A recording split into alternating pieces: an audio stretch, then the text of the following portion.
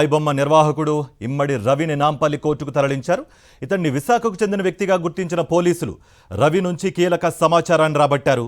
కూకట్పల్లి అపార్ట్మెంట్లో భారీగా computers, hard డిస్కులు స్వాధీనం చేసుకున్నారు సైబర్ క్రైమ్ పోలీసులు.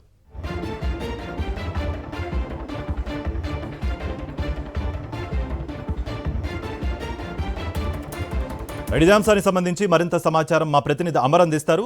అమర్, ఇమ్మడి రవి నుంచి ఎలాంటి డేటా సేకరించారు? సైబర్ క్రైమ్ పోలీసులు ఏం చెప్తున్నారు? కొద్దిసేపటి క్రితమే నాంపల్లి కోర్టుకు హైదరాబాద్ సిసిఎస్ నుంచి నిందితుడు అయినటువంటి ఏదైతే రవిని ప్రస్తుతం కోర్టుకైతే తీసుకెళ్లారో, ముఖ్యంగా ఆ రవికి సంబంధించిన వ్యవహారానికి సంబంధించి చూసుకుంటే ఐబొమ్మ అనే వెబ్సైట్కి పూర్తిగా కీలకంగా పనిచేసినట్టుగా తెలుస్తుంది. ఇతని నెట్వర్క్ కూడా పెద్దగా ఉన్నట్లుగా పోలీసుల విచారణలో వెల్లడైంది. సిసిఎస్ పోలీసులు ఉదయం నుంచి కూడా ఇమ్మడి రవిని విచారిస్తున్న నేపథ్యంలో కీలకమైన సమాచారం కూడా బయటపెట్టినట్టుగా తెలుస్తుంది. అతని దగ్గర నుంచి ముఖ్యంగా కుక్కడపల్లిలోని రెయిన్బో విస్టర్స్లో అతన్ని అదుపులోకి తీసుకోవడం, ఆ తర్వాత అక్కడ రెయిన్బో విస్టర్స్ తీసుకెళ్లిన తర్వాత ఒక రూమ్ మొత్తం హార్డ్ డిస్క్తో పాటు టెక్నికల్ డేటా కూడా మొత్తం ఉన్నట్లుగా పోలీసులు గుర్తించారు. వాటన్నిటిని కూడా సీజ్ చేశారు. ఐబొమ్మతో పాటు బప్పం టీవీ రెండింటికి కూడా కీలకంగా ఇమ్మడి రవి వ్యవహరించారనేది ప్రస్తుతం పోలీసులు గుర్తించిన నేపథ్యంలో వీటన్నింటిని కూడా ఛార్జ్షీట్లో మెన్షన్ చేసి ప్రస్తుతం అతన్ని నాంపల్లి కోర్టుకైతే సిసిఎస్ పోలీసులు తీసుకెళ్లారు. అయితే ఐబొమ్మతో పాటు బప్పం టీవీ రెండు కూడా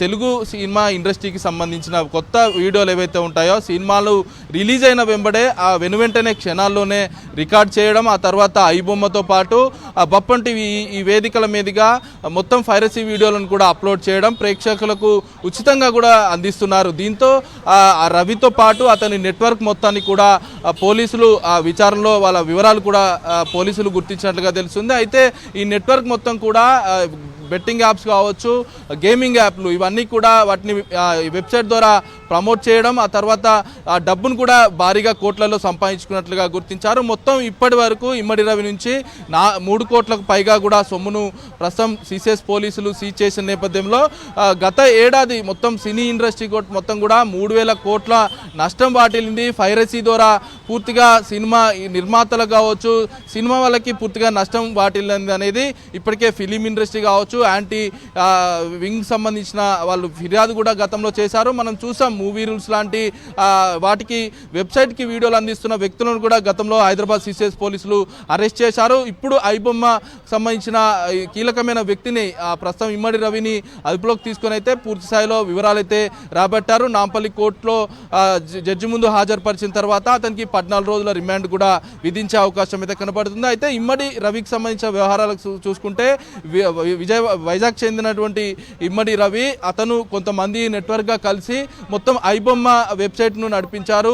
పోలీసులకు కూడా సవాలు విసిరారు.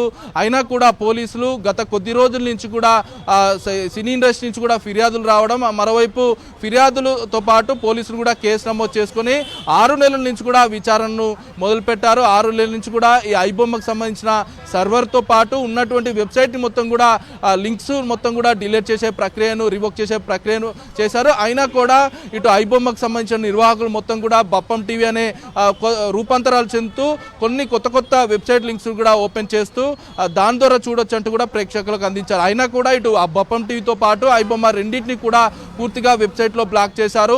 ప్రస్తుతం రవి దగ్గర నుంచి సేకరించిన ఇన్ఫర్మేషన్ ఆధారంగా మరికొంతమంది నిందితులను ఈ కేసులో అరెస్ట్ చేసే అవకాశం అయితే కనబడుతుంది. ఇప్పటికే సినీ ఇండస్ట్రీ కూడా దీనికి సంబంధించి ఎప్పటికప్పుడు పైరసీ అవుతున్న వీడియోలను వెబ్సైట్ ద్వారా గమనించి ఎప్పటికప్పుడు హైదరాబాద్ సిసిఎస్ పోలీసులకు కూడా ఫిర్యాదు చేయడం జరుగుతుంది. కాబట్టి ప్రస్తుతం ఇమ్మడి రవి ఇచ్చినటువంటి స్టేట్మెంట్ ఆధారంగానే ఈ కేసు మలుపు తిరిగే అవకాశం అయితే కనబడుతుంది. ప్రస్తుతం ఐబొమ్మకు సంబంధించిన వెబ్సైట్కి కీలకంగా ఇమ్మడి రవి అయితే పనిచేశాడు.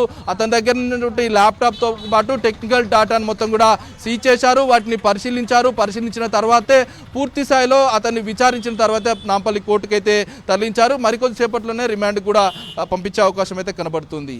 కార్తిక్. రైట్ అమ్మా.